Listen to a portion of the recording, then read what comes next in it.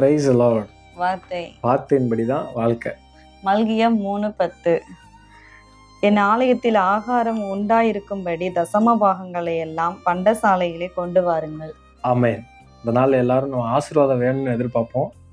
ஆனால் தசம பாகம் கொடுக்கணுமா வேண்டாமா, அது கட்டாயம் இல்லையா அப்படி சொல்லி ஒரு குழப்பத்தில் இருப்போம். பைபிளில் ஆண்டவர் தெளிவாக சொல்லி வச்சிருக்கிறார், தசம பாகத்தை ஆசீர்வாதம் வேணும், பொருளாதாரத்தில் ஒரு பெருக்கம் வேணும், ஒரு செழிப்பு வேணும், வளர்ச்சி வேணும்னா நீங்கள் எனக்கு தசம பாகம் கொடுங்க. ஆமென். 10ல் ஒரு 100 ரூபாய்க்கு வேலை பார்க்கீங்களா, அதில் நீங்கள் 10 ரூபா எடுத்து வச்சுருங்க. 500 ரூபாய்க்கு வேலை பார்க்கீங்களா, 50 ரூபா எடுத்து வச்சு பாருங்கள். ஆண்டவருக்குன்னு ஒதுக்குங்க. தசம பாகம் ஊழியக்காரங்களுக்கு நீங்கள் கொடுக்கல, நீங்கள் ஆண்டவருக்கு தான் தசம பாகம் கொடுக்கீங்க. ஸோ ஆண்டவர் என்ன செய்வார்னா, உங்களை பெருக்கத்தின்படியே வசனத்தின்படி உங்களை ஆசீர்வதிப்பார், பெருக்கத்தை கட்டளையிடுவார். ஆமென். நீங்கள் தசம பாகம் கொடுத்து நீங்கள் போகிற சபைக்கு கண்டிப்பாக நீங்கள் 10ல் ஒரு பங்கு தசம பாகம் கொடுத்து பாருங்கள், ஆண்டவர் உங்களை நிச்சயமாக ஆசீர்வதிப்பார். ஹல்லேலூயா.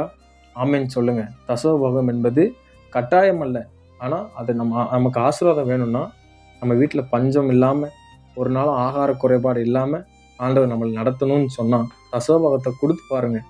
உங்களை என்னை ஆண்டவர் பொருளாதாரத்தில் ஆசீர்வதிப்பார், உயர்த்துவார், மகிமைப்படுத்துவார். ஒரு நாள் நம்ம வீட்டில் ஆகார பஞ்சம் இருக்காது, பஞ்ச காலத்தில் திருப்தி அடைவோம். நீங்கள் போகிற ஆலயத்தில் 10ல் ஒரு பங்கு தசம பாகம் கொடுங்க. அது நிச்சயமாய் உங்களை ஆசீர்வதித்து உங்களை உயர்த்தி உங்களை பெருக பண்ணுவார். ஆமென், ஆமென், ஆமென். God bless you.